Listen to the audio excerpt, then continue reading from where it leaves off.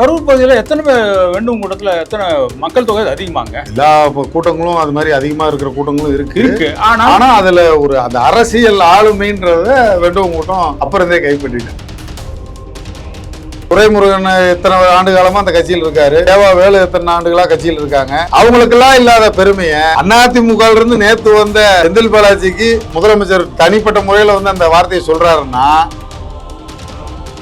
இந்த மாதிரி ஒரு ஆளுமை என்ன இருக்குது அவருக்கு? மினிஸ்டர் லெவல் அந்த மாதிரி ஆளுமை இருக்கா? அவர் மேல கேஸுக்கு வேற நிறைய இருக்குது. அதாவது ஆளுமை இருக்கா இல்ல அவர்கிட்ட பணபலம் இருக்கா அப்படின்னா, 10 ரூபா வாங்கினாலும் 10 ரூபாயில 1 ரூபா கூட எடுக்காம அந்த 10 ரூபா அப்படியே நேரடியா வந்து முதலமைச்சர்கிட்டே வருது.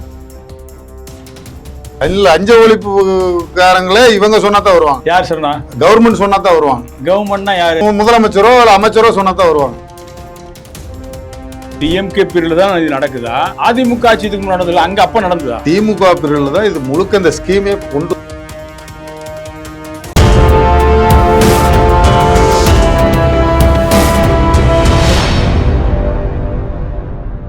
தமிழ்நாட்டில் கரூருங்கிற ஒரு பகுதி வந்து கொங்கு பெல்ட்டுக்குள்ள இருக்கிற அந்த இடம் இருக்கு பாருங்க, அது ஒரு முக்கியமான இடத்துல இருக்குது. அது ஏன்னு கேட்டா, அரசியல் ரீதியா பொலிட்டிக்கல் ரீதியா நீங்க பாத்தீங்கன்னா அங்கிருந்து மிக முக்கியமான ஆட்கள் வருவாங்க. என்னையா இது சொல்றேன்னு பாக்குறீங்களா? அதுல நீங்க வந்து அதிமுக எடுத்தா அதுல ஒரு முக்கியமான நபர் இருப்பார், காங்கிரஸ்ல எடுத்தா அதுல ஒரு முக்கியமான நபர் இருப்பார், திமுக எடுத்தாலும் முக்கியமான நபர் இருப்பார்.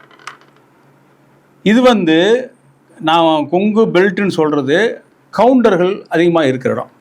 இந்த கவுண்டர்கள் வந்து கூட்டங்களில் பிரிஞ்சு இருக்காங்க. அந்த கூட்டங்களில் இவங்கெல்லாம் ஒரு கூட்டம், அதாவது வெண்டுவன் கூட்டம் அப்படின்னு சொல்கிறது. வெண்டுவன் கூட்டத்தில் இருக்கிறவங்க யார் யார் என்னென்ன அப்படிங்கிறது இன்னும் டீட்டெயிலாக நம்மளுக்கு வந்து முழுமையாக அந்த கரூரில் இருந்து அரசியல் செய்து கொண்டிருக்கக்கூடிய கொங்கு இளைஞர் பேரவை அதனுடைய தலைவர், கொங்கு இளைஞர் பேரவை உடைய தலைவர் கார்வேந்தன் வந்திருக்காரு. அவருக்கு அந்த மண்ணை பற்றி அத்தனையுமே தெரியும்.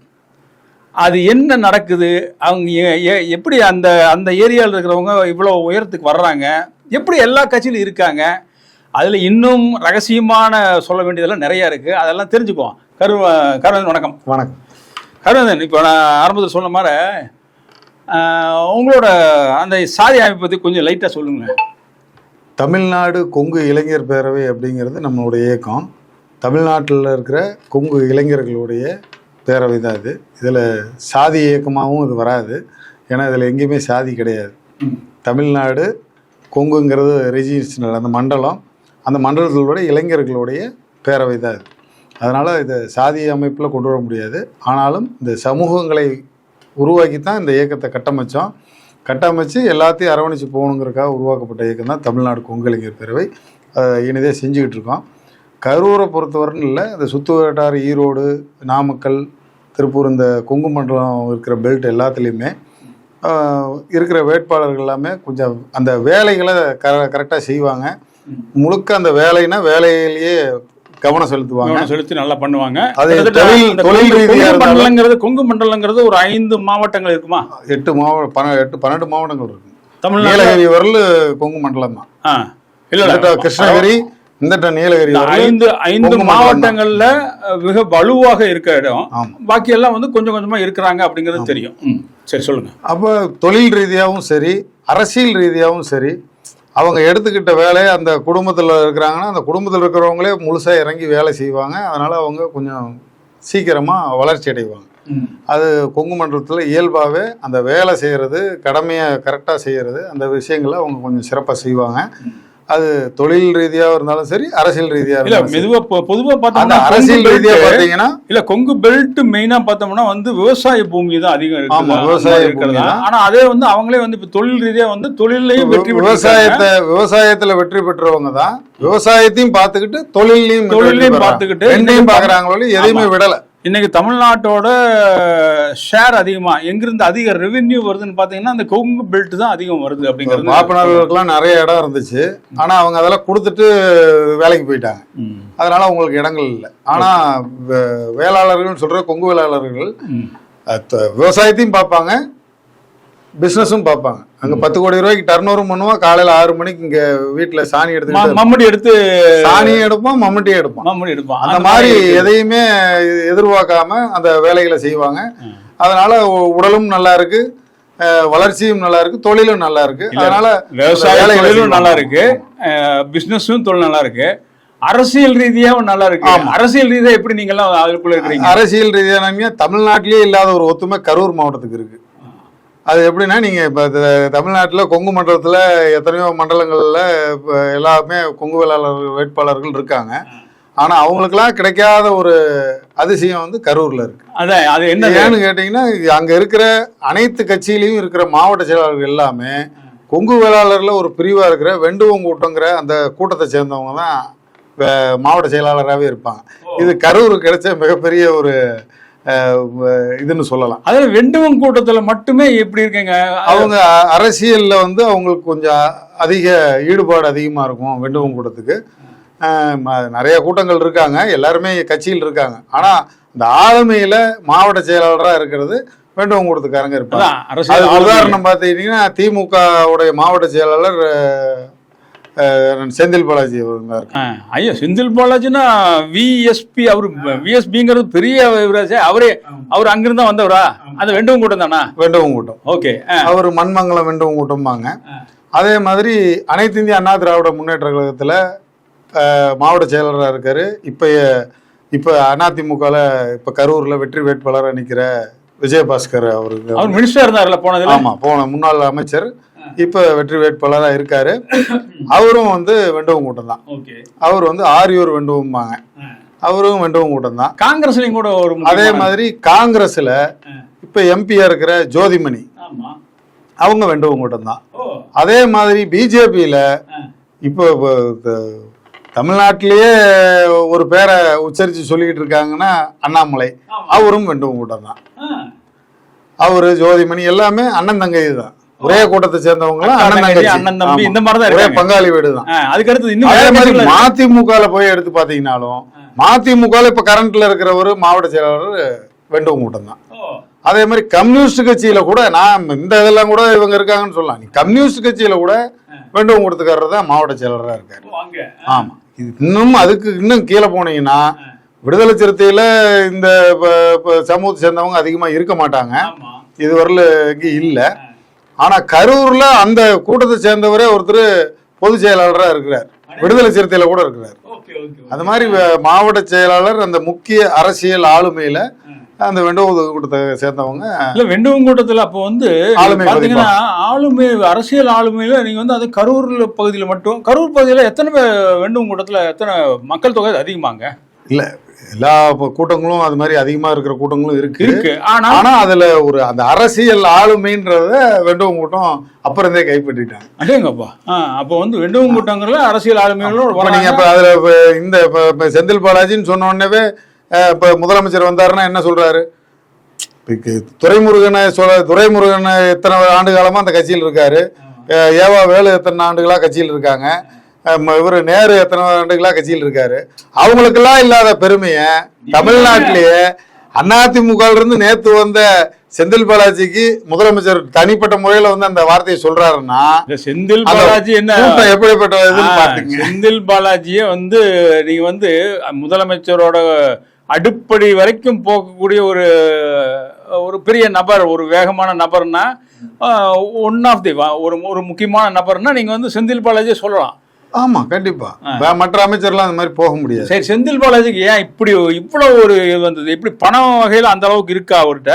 எந்த அளவுக்கு அவர் வந்து ஒரு கிட்டத்தட்ட பார்த்தீங்கன்னா முதல்ல வந்து ஆரம்பத்தில் மதிமுக ஏதோ போயிருந்தாரு, அதிலிருந்து மறுபடியும் வந்து அதிமுகவுக்கு போனாரு, அதிமுகவிலிருந்து மறுபடியும் அதிலிருந்து பிரிந்த டிடிவி தினகரனோட கொஞ்ச நாள் இருந்தாரு, அதுல இருந்து மறுபடியும் இப்ப பிரிஞ்சு இதுல இருக்காரு. அதிமுக இருக்கும்போதும் மினிஸ்டர், சரிங்களா? அவர் வந்து டிடிவி கூட போகும்போதும் ஒரு முக்கியமான ஒரு பதவியில் இருந்தார். அதுல இருந்து வெளியே வந்து மறுபடியும் திமுக இருக்கிறது இன்னைக்கு வந்து ஒரு டாப் லெவல் மினிஸ்டர்ஸ்ல அவரும் இருக்காரு. என்ன அவர்கிட்ட என்ன மாதிரி அந்த மாதிரி ஒரு ஆளுமை என்ன இருக்குது? அவர்கிட்ட மினிஸ்டர் லெவல் அந்த மாதிரி ஆளுமை இருக்கா? அவர் மேல கேஸுக்கு வேற நிறைய இருக்குது. எப்படி அவர் வந்து இவ்வளவு இதா இருக்காரு அப்படிங்கறத பத்தி சொல்லுங்களேன். அதாவது ஆளுமை இருக்கா, இல்லை அவர்கிட்ட பணபலம் இருக்கா அப்படின்னா, இப்போ ஒரு முதலமைச்சர், இப்போ நான் முன்னாடி சொன்ன மாதிரி தான், ஏவாவேலு இவங்கெல்லாம் எவ்வளோ பெரிய சீனியர் மினிஸ்டர் இருக்கிற திமுகவில், மற்ற கட்சியில் கூட யாரை வேணாலும் உயர்த்தி பேசிடலாம். திமுகவில் அப்படிலாம் நீங்கள் உயர்த்தி நேற்று வந்து ஆளையெல்லாம் உயர்த்தி பேசிட முடியாது. பேசுனா கேட்டுக்கிட்டு அவங்க இருக்க மாட்டாங்க, உடனே பொங்கிடுவாங்க. அப்பேற்பட்ட இயக்கம் திராவிட முன்னேற்ற கழக இயக்கம். அப்பேற்பட்ட திராவிட முன்னேற்ற கழகமே ஒட்டுமொத்த அமைச்சரும் செந்தில் பாலாஜினா செந்தில் பாலாஜி தான் அப்படின்னு சொல்ற அளவுக்கு இன்னைக்கு சூழல் மாறிடுச்சு. ரகசியம் என்ன? அதுதான் அந்த ரகசியத்தை சொல்றேன். முதலமைச்சரே நேரடியா போய் சொல்றாருன்னா, முதலமைச்சர் அதை சொல்ல வேண்டிய கட்டாயம் என்னன்னா, நேரடியா 10 ரூபா வாங்கினாலும் 10 ரூபாயில 1 ரூபா கூட எடுக்காம அந்த 10 ரூபா அப்படியே நேரடியா வந்து முதலமைச்சர்கிட்டே வருது. ஒரு நாணயமான நாணயம். அந்த இடத்துல வந்து நாணயம் தான் முக்கியம். உங்களுக்கு வந்து அவரு வேலை எப்படி செய்யறாரு பண்றாருங்கிறது நீங்க கேக்குறத விட நாணயமா இருக்கிறாரு. அதாவது எந்த கட்சிக்கு 1001 ஒரு படம் வந்தது, அதுல வந்து எம்ஜிஆர் இவங்க எல்லாம் வந்து ஒரு இதுல போய் மாட்டிக்குவாங்க. அப்போ வந்து அந்த அரசர்கிட்ட போய் அவன் சொல்லுவான், மந்திரி, நமக்கு கிடைத்த அடிமைகள் மிகவும் அறிவா இருந்த ஆளுக்க அப்படின்னு போய் சொல்லுவாரு. அது போல ஆட்கள் இவங்களா? ஆமா, அதாவது 1 ரூபா குறையாம அவர் தனியா எடுத்து பாக்கெட்ல வச்சுக்காம வாங்குற 10 ரூபா அப்படியே நேரா முதலமைச்சருக்கே போகும். முதலமைச்சர் பார்த்து 1 ரூபா கொடுத்தா தான் உண்டு. இது மாதிரி ஏவாவேலுகிட்ட வாங்க முடியுமா, துரைமுருகன்கிட்ட வாங்க முடியுமா? அங்க ஆனவாயில போன கரும்பு மாதிரி முதலமைச்சர் போயெல்லாம் கேட்டு மிரட்டி வாங்கினதை அப்படியே கொண்டாங்க அப்படின்னா அவங்க எல்லாம் கட்சியில் இருக்க மாட்டாங்க. ஸோ அப்படியே பழகின கட்சி திமுக. ஆனா இன்னைக்கு புதுசா வந்தவன் இவ்வளவு உண்மையா இருக்கானே, வாங்குற அத்தனை பணத்தையும் அப்படியே கொண்டாந்து நம்மகிட்ட கொடுக்குறானே.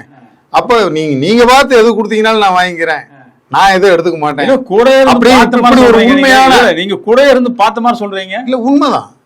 அது முதலமைச்சருக்கு தெரிஞ்சதுனாலதான் அவர் நேரடியா வந்து அங்க கூட்டத்திலே செயல் வீரர் செந்தில் பாலாஜின்னு சொல்றாரு. காரணம், அதுக்கு நீங்க டாஸ்மார்க் எடுத்துக்கிட்டீங்கனாலும் அதுல 10 ரூபா, அதுதான் உங்களுக்கு தெரியும். 10 ரூபாய் அந்த 10 ரூபாய் வாங்குறதும் ஒரு நாளைக்கு இத்தனை பார்ல 10 ரூபானா எவ்வளவு கோடின்னு பாத்துக்கங்க. அதுல 1 ரூபா எடுக்காம அனுப்புறாரு எடப்பாடியார். அப்படி கணக்கு போட்டு சொல்றாரு, சரிங்களா? அந்த புள்ளி விவரத்தை நீங்களே பண்ணிக்கங்க.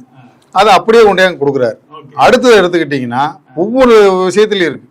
அதுக்கு அடுத்தது எடுத்துக்கிட்டீங்கன்னா லேண்ட் மேட்டர்.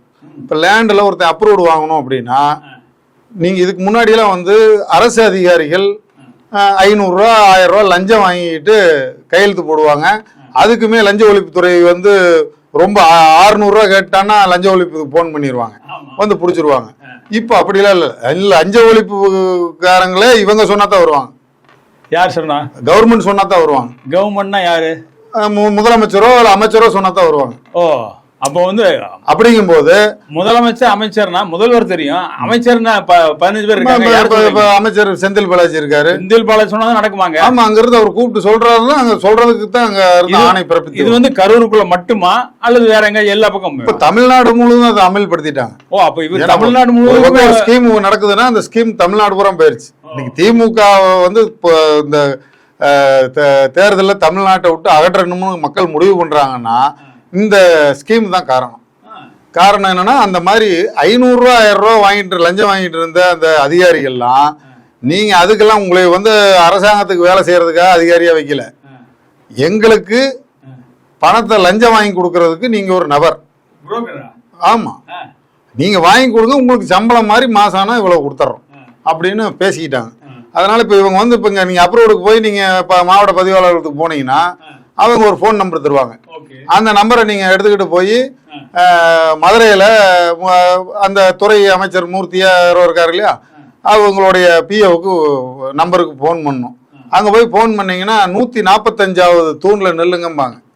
கார் வரும், ஏறி உட்காந்து ஏக்கருக்கு 2 லட்சம் பணம் கொடுத்தீங்கன்னா தான் கையெழுத்து போடுவாங்க. என்னங்க விளக்கு தூண் அப்படிங்கறதெல்லாம் கேள்வி. அதுக்கு தான் அந்த பாலமே கட்டியிருக்காங்க. அந்த பாலம் கட்டி இருக்கிறது மக்கள் போறதுக்காக, போக்குவரத்துக்கு. ஆனா இவங்க பணம் வாங்குறதுக்கு எந்த தூண்ல நின்னா அவங்க இப்ப வந்து நிக்கணும். இப்ப உங்களுக்கு நீங்க போனீங்கன்னா 145, இன்னொருத்தர் போனாருன்னா அது 166. அதுல வரிசையா நம்பர் போட்டிருக்கும். நீங்க மதுரை போனீங்கன்னா போய் பாருங்க, அந்த தூண்ல போய் நிக்கணும். அவங்க கார்ல வந்துட்டு பணத்தை வாங்குவாங்க. வாங்கிக்கிட்டு எல்லாம் சரியா இருக்குதுன்னா அங்கிருந்து போன் பண்ணிடுவாங்க. நீங்க அங்க போயிட்டு மாவட்ட உங்களோட கரூர்னா கரூருக்கு போங்க, நாமக்கல்னா நாமக்கலுக்கு போங்க. அங்கே உங்களை கூப்பிடுவாங்கன்றுவாங்க, அவ்வளோதான். அங்கே போன உடனே மாவட்ட பதிவாளர்லேருந்து ஃபோன் வரும். ஃபோன் வந்துச்சுன்னா உங்களுக்கு ஓகே பண்ணிட்டாங்க, கரெக்டாக கொடுத்துட்டீங்க, அடுத்து ஆஃபீஸுக்கு மட்டும் கொஞ்சம் பார்த்து பண்ணிருங்க அப்படின்னு அவங்க ஒரு 50 ரூபா அவங்க தனியாக கேட்பாங்க. அதையும் நீங்கள் கொடுத்துட்டீங்கன்னா அப்புறம் தான் உங்களுக்கு பாஸ் ஆகும். சயின்டிஃபிக்கா வந்து அப்போ இதில் எத்தனை கோடி ரூபா வருது அப்படின்றத நீங்கள் ஒரு கணக்கு வச்சுக்கோங்க. இதெல்லாம் நீங்கள் எண்ண முடியாது. இதை வச்சே நிறைய திட்டங்கள் தமிழ்நாட்டுக்கு செய்யலாம். அத்தனை கோடி ரூபா லேண்டரில் மட்டும் வருது. அதே மாதிரி கிரையம் பண்ணுறதுல பத்திர ஆஃபீஸில், தாலுகா ஆஃபீஸில் இப்பெல்லாம் முதல்ல தாசில்தார் லஞ்சம் வாங்கினார்ல, இப்போ தாசில்தார்ல லஞ்சம் வாங்குறதுல வாங்குற அத்தனை லஞ்சத்தையும் நீங்க அங்க அமைச்சர்கிட்ட தான் கொடுக்கணும். இது வந்து அவங்களா பார்த்து கொடுப்பாங்க உங்களுக்கு, அதை நீங்க வாங்கிக்கலாம். இல்ல டிஎம்கே பீரியட்ல தான் இது நடக்குதா, அதிமுக ஆட்சி இதுக்கு நடந்தது அங்க அப்ப நடந்ததா? அதாவது திமுக பீரியட்ல தான் இது முழுக்க இந்த ஸ்கீமே இப்ப கொண்டு வந்திருக்காங்க இந்த 5 வருஷம். ஆமா, ஏன்னா இப்போ 10 ரூபா வேற யாரும் சம்பாதிச்சிடக்கூடாது, முழுக்க கவர்மெண்ட்டுக்கு முதலமைச்சராக இருக்கிறவருக்கு அமைச்சராக இருக்கிறவருக்கு வந்துடணும். அப்ப லஞ்ச ஒழிப்பு பார்த்து உங்களுக்கு கொடுக்கலாம், வாங்கிக்கோங்க. சொல்றீங்களா லஞ்ச ஒழிப்புத்துறை என்ன பண்ணிட்டு இருக்குது? லஞ்ச ஒழிப்புத்துறை என்ன பண்ணுதுங்கிறத முதலமைச்சர் ஸ்டாலின் தான் சொல்லணும். ஏன்னா அவர் கட்டுப்பாட்டில் இருக்கு. ஓகே, அவர் சொன்னா தான் லஞ்ச ஒழிப்புத்துறை வரும். சரி, இல்லைன்னா வராது. ஏன்னா அவங்களுக்கும் அதுக்கு தகுந்ததை பண்ணிடுறாங்க. எனக்கு இத்தனை பணமும் வந்து முதல்வருக்கு போதும் சொல்றீங்க. அவர் வந்து இந்த தேர்தல் அபிடவிட்ல அவர் போட்டிருக்காரு 3 கோடி ரூபாய் இருக்கு, எனக்கு கார் இல்லைன்னு சொல்லிருக்காரு. ஏனுங்க நீங்க இப்படி பழி போடுறீங்க? அதைத்தான் இப்ப நேத்து இதுல இப்ப நான் அதிமுகல வந்து இணைஞ்சிருக்கிற காளியம்மாள்ன்ற நம்ம சகோதரி தெளிவா ஒரு விளக்கம் சொல்லியிருக்காங்க. ஒருத்தரை வச்சு படம் எடுத்திருக்காங்க 8 கோடி ரூபா, அவர் 8 கோடி ரூபா கணக்கு 800 கோடி கணக்காட்டுறாரு, 600 கோடி கணக்காட்டுறாரு, இவ்வளவு பணம் இருக்குன்ட்டு. ஆனா அவங்கள வச்சு படம் எடுத்தவர் வெறும் 3 கோடி தான் இருக்குங்கிறாரு, கார் தான் இருக்குங்கிற, கார் கூட என் பேர்ல இல்லைங்கிறாரு. அப்ப இதை வந்து யாராச்சும் ஏத்துக்குவாங்களா? இப்ப இதான் ஒரு தமிழ்நாட்டில் இருக்கிற ஒரு மக்கள் இதை ஒத்துக்குவாங்களா? அவங்க ஓட்டுக்கு இவ்வளவு பணம் இப்ப கொடுத்துக்கிட்டு இருக்காங்க. நீங்க இன்னைக்கு பேப்பர்ல வந்திருக்கு, நீங்க பாருங்க, ஒரு மாற்றுத்திறனாளி தபால் ஓட்டு போடுறாரு. அந்த தபால் ஓட்டு போடுறத கூட போற அதிகாரிகிட்ட மடிச்சு கொடுக்குறாரு. அவர் எந்த சின்னத்துக்கு ஓட்டு போடணுமோ அதை போட்டு மடக்கி கொடுக்குறாரு. அதை வாங்கி அந்த அதிகாரி விரிச்சு பார்க்குறாரு. விரிச்சு பார்த்துட்டு ஓட்டு போட்ட அந்த மாற்றுத்திறனாளி முத்துக்குமாரா என்னமோ பேர், அவரு சிவகங்கை மாவட்டம், அவரை பார்த்து சிரிக்கிறார். சிரிச்ச உடனே இவர் எதுக்குடா நம்ம வேற எதுக்கு ஓட்டு போட்டிருக்குங்கிறத பார்த்து நக்கலா அவர் சிரிக்கிறாரே அப்படின்னு ஒரு சந்தேகம் வருது. அவர் போயிடுறாரு. போனதுக்கு அப்புறம் திமுக கட்சிக்காரன் வந்து நீ மாத்தி ஓட்டு போட்ட அப்படின்னு வந்து 4 பேர் இங்க கேட்கறான். அப்ப அந்த அதிகாரி பிரிச்சு திமுகவுக்கு போடல அப்படிங்கறத தகவலை சொன்னது யாரு? அந்த அதிகாரி. அவர் மேல நடவடிக்கை எடுக்கணும்னு இன்னைக்கு இந்த பேப்பர்ல வந்திருக்கு. அப்ப இது எப்படி நியாயமா இந்த தேர்தல் நடக்குது? ஏன்னா அதிகாரிகள் தான் லஞ்சம் வாங்கி அனுப்புறாங்க, அது அமைச்சர் பகிர்ந்து அங்க கொடுக்குறாரு, அங்கிருந்து திருப்பி கொடுக்கறத இவங்களுக்கு எல்லாம் பிரிச்சு கொடுக்குறாரு. அதனால எல்லாருமே ஒரே கூட்டாளி ஆயிட்டாங்க. அதிகாரிகள் இருந்து அமைச்சர் இருந்து அத்தனை பேரும் ஒரே கூட்டாளியா இருக்காங்க. அது தேர்தல் கமிஷனோட வேலை, அது பாத்துக்கிட்டோம். இப்ப கரூர் பாலாஜி விஎஸ்பின்னு சொல்லக்கூடிய செந்தில் பாலாஜி, அவரை பத்தி நீங்க சொல்லுங்க. அவர் என்னமோ அதுதான் சொல்றேன். இப்ப இதுல ஒவ்வொன்றுலயும் அவருக்கு ஒரு பங்கு வந்துருது. இது இல்லாம டாஸ்மார்க்ல நீங்க வேற கட்சிக்காரங்க கூட நடத்த முடியாது. நீங்க இப்ப பார் எடுத்து ஒருத்தங்க நடத்துறாங்கன்னா அவங்களுக்கு பார் கொடுப்பாங்க, அந்த பாருமே இவங்க தான் நடத்துவாங்க, வேற யாருக்கும் கொடுக்கறதில்ல. அதுல வர்ற லாபம் கூட வெளியே போயிடக்கூடாதுங்கிறதுல தெளிவா இருக்காங்க. அதுக்கு கூட நீங்க நிறைய ஊடகங்கள்ல பார்த்திருப்பீங்க, கரூர் கம்பெனின்னு சொல்லி. அது தமிழ்நாடு பூரா கரூர் கம்பெனி இருக்கு.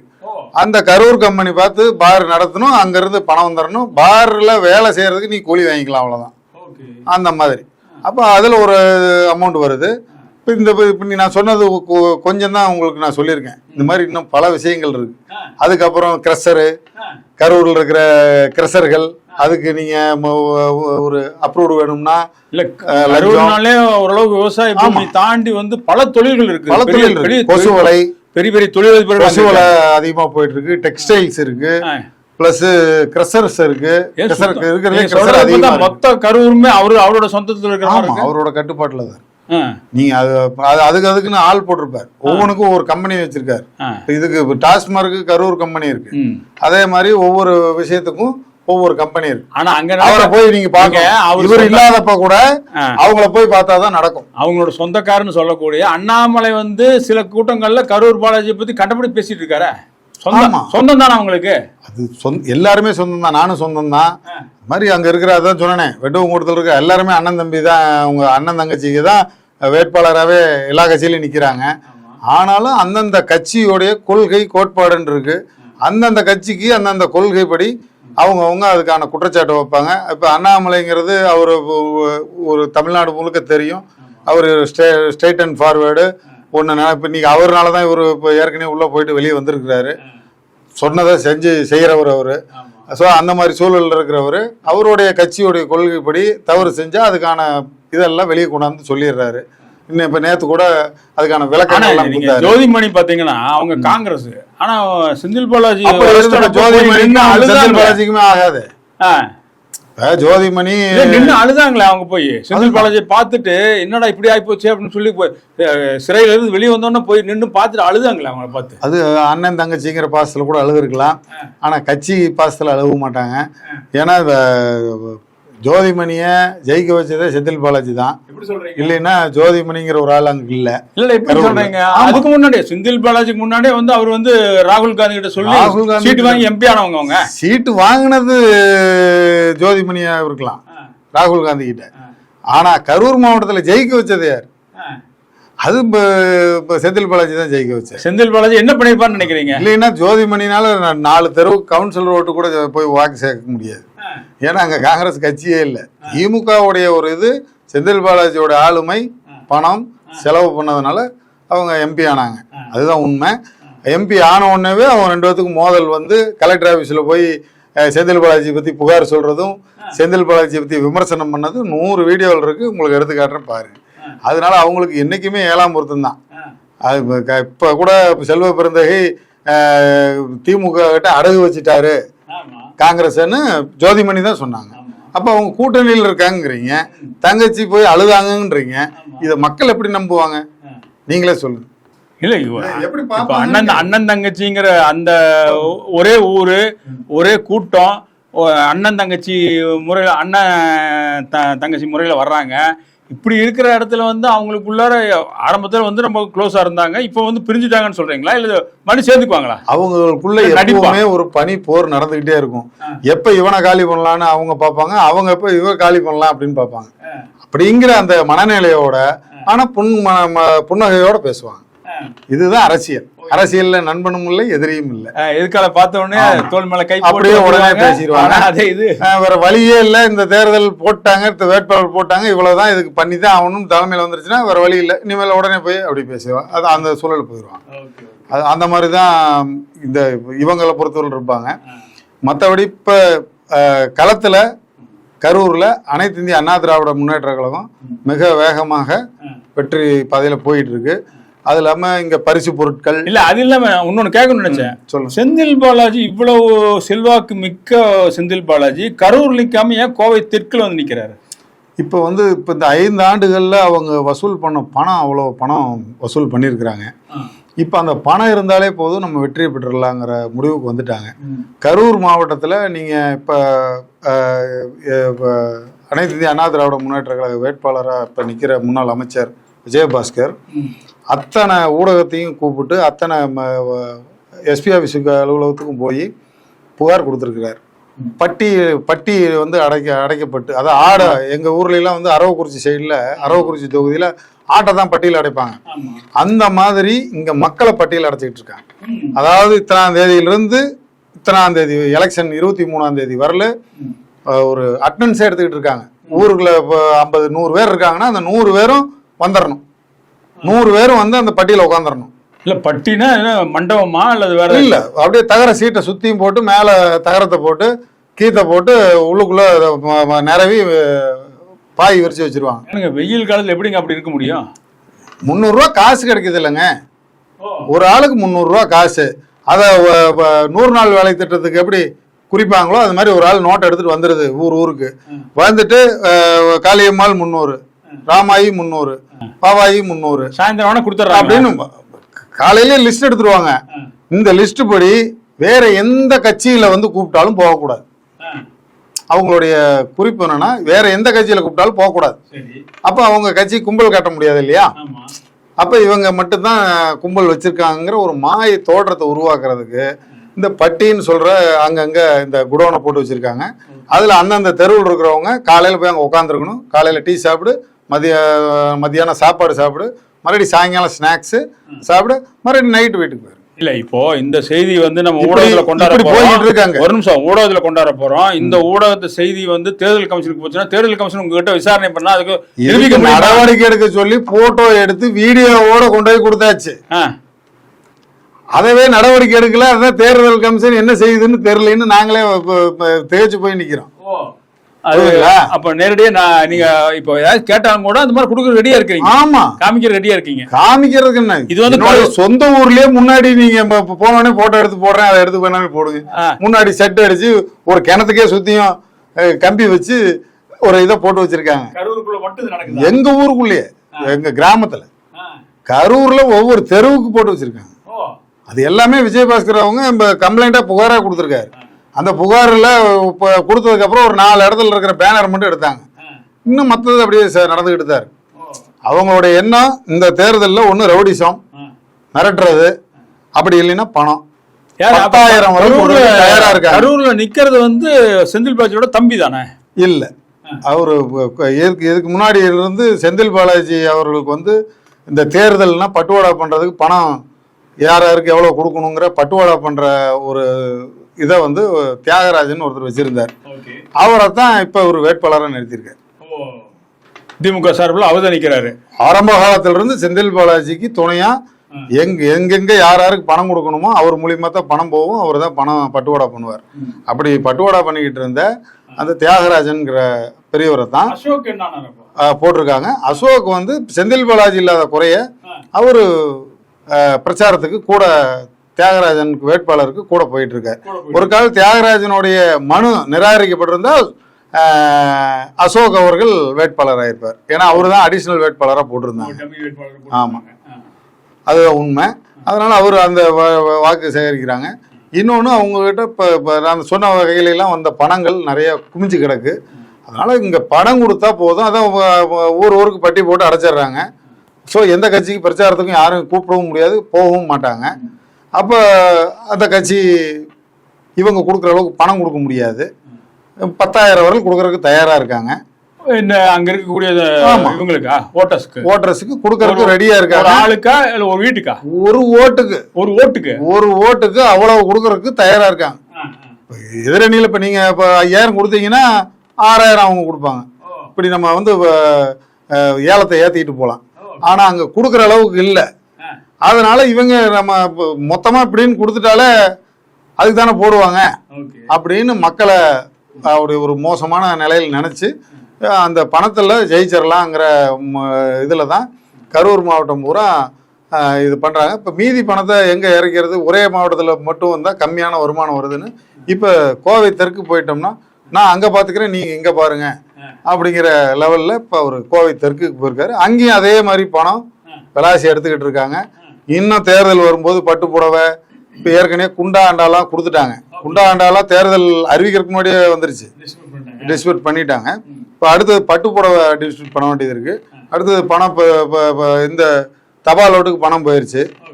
ஒரு ஓட்டுக்கு 4,000 ரூபா கொடுத்ததா சொல்கிறாங்க. முடிஞ்ச அதிகாரப்பூர்வமாக கூட வாங்கினாலும் என்னால் காட்ட முடியும். 4,000 ரூபா ஓட்டு கொடுத்துருக்குறாங்க. இனி அடுத்தது வாக்குச்சாவடியில் போய் வெயில் நின்று ஓட்டு போடுறவங்களுக்கு அப்புறம் வீட்லேயே போய் அழுங்காமல் வாங்கிட்டு வர்றதுக்கே 4,000னா வாக்குச்சாவடியில் போய் வெயில் நின்று ஓட்டு போடுறவங்களுக்கு கொஞ்சம் அதிகமாக தான் கொடுக்கணும். அதனால கண்டிப்பா அதிகமா கொடுப்பாங்கன்னு நினைக்கிறேன். சரி, இத்தனையும் வாங்கி கொண்டு அனைத்து இந்திய அண்ணா திராவிட முன்னேற்ற கழகத்துக்கு வாக்களிக்க மக்கள் தயாரா இருக்காங்க. மக்களுக்கு தெரிஞ்சிருச்சு. நான் கேட்கிறேன், நீங்க இவ்வளவு கோடி சொல்றத பார்த்தா கோடி கோடி கோடி எவ்வளவு ட்ரில்லியன் அளவுக்கு சொல்றீங்க. ஆமா, அந்த அளவுக்கு பணம் வச்சிருக்காரா செந்தில் பாலாஜி? எத்தனை பணம் வச்சிருப்பாரு அவரு? அவர் எங்க சொல்றாரோ அங்க பணம் வரும். அதுக்குன்னு ஒரு தனி அது கம்பெனியும் இருக்கு. பல கம்பெனிகள் நீங்க போய் தேடி பார்த்தீங்கன்னா அந்த பணத்தை எல்லாம் வச்சிருக்கிறதுக்காகவே பல கம்பெனிகள் இருக்கு. ஓ இல்லை, எவ்வளவு கோடி தான் இருக்கும். அதை கூட இன்னும் கொஞ்சம் நல்ல இப்போ நானே இவ்வளவு சொல்றேன்னா, தமிழ்நாடு பூரா ஒரு காவல்துறை அதிகாரியா இருந்த அண்ணாமலை அவர்கள் இப்போ கொஞ்சம் கொஞ்சமா வெளியிட்டு இருக்காரு. இன்னும் மிகப்பெரிய அளவுல வெளியிடுவார் அப்படிங்கிற நம்பிக்கை எங்களுக்கு இருக்கு. அப்ப பல கோடி ரூபாய் அவர்கிட்ட இருக்குங்கிறீங்க. எல்லா கம்பெனியும் கண்டுபிடிச்சிருவாங்க. ஆ. இந்த தேர்தலில் அதிமுக வெற்றி பெற்றுச்சுன்னா அதோடைய கூட்டணி பாரதிய ஜனதா கட்சியுடைய வேட்பாளர்களும் அதிமுக வேட்பாளர்களும் வெற்றி அடைந்தால் திமுகவில் எவ்வளோ கம்பெனிகள் இருக்கு, அவருக்கு 3 கோடி தான் இருக்கா, அவருக்கு ஒரு கார் மட்டும்தான் இருக்கா, இல்லை இன்னும் எங்கெங்க சொத்து இருக்குது, அனைத்தையும் அண்ணாமலை வெளியிடுவார், கொண்டு வந்துடுவார். அன்னைக்கு தெரிஞ்சுக்குவாங்க மக்கள். அதை தெரிஞ்சுக்கிறதுக்கு ஆவலா இருக்காங்க. 23 எப்போ வரும், ரெட்டலைக்கு ஓட்டு போட்டு தாமரைக்கு ஓட்டு போட்டு எடப்பாடியை உட்கார முடிவு பண்ணி எடப்பாடி அரியணையில ஏத்திட்டு திமுக 3 கோடி தான் வச்சிருக்கா இல்ல கார் மட்டும் தான் வச்சிருக்கிறாரா அப்படிங்கறத மக்கள் கண்டுபிடிக்கணுங்கிறதுக்காகவே ஓட்டு போடுறதுக்கு தயாரா இருக்காங்க. இல்ல அவ்வளவு இப்ப நீங்க சொல்றது அவ்வளவு எழுச்சியா இருக்காங்க. மக்கள் வந்து இதான் இருக்காங்க. மக்களுக்கு தெரிஞ்சுக்கிறதுக்கு ஆர்வம் இருக்கு. அந்த பணங்கள்லாம் வந்து வெளியே கொண்டு வரணுங்கிற இதெல்லாம் இருக்கு. ஆனா கரூர் இது அரசியல் மட்டும் மிகப்பெரிய அளவில் போயிட்டு இருக்குது. அதுவும் அது செந்தில் பாலாஜிங்கிறது 10 ரூபாய் செந்தில் பாலாஜிங்கிறது இப்போ எல்லாமே உலகம் முழுவதும் பரவன ஒரு செய்தியாக இருக்குது.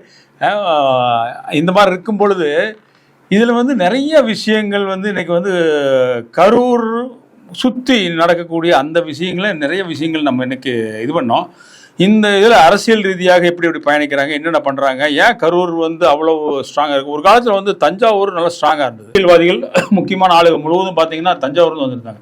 இப்போ கரூருங்கிற இடத்துல இருந்து மிக முக்கியமான நபர்கள் வந்திருக்காங்க. அதில் கோடிக்கணக்கான பணங்கள் புழங்கி கொண்டிருக்கிறதுங்கிறது தெரியுது. இதெல்லாம் வந்து எடப்பாடியார் வந்து முதல்வர் வந்துருவார் அப்படின்னு ஒரு நம்பிக்கையோடு சொல்கிறாங்க. வந்தால் இதெல்லாமே இது பண்ணப்படும் அப்படின்னு சொல்லி எடப்பாடியாரே வந்து மதுரையில் கூட்டங்களில் அனௌன்ஸ் பண்ணுறாரு. நாங்கள் வந்தால் எல்லாத்தையும் சும்மா விட மாட்டோம், எல்லாத்தையும் பண்ணுவோம். ஆனால் எடப்பாடியாரும் அவரும் கொங்கு வேளாளர் கவுண்டர் இனத்தை சேர்ந்தவருங்கிறது நம்ம வந்து கருத்தில் கொள்ள வேண்டியதாக இருக்குது.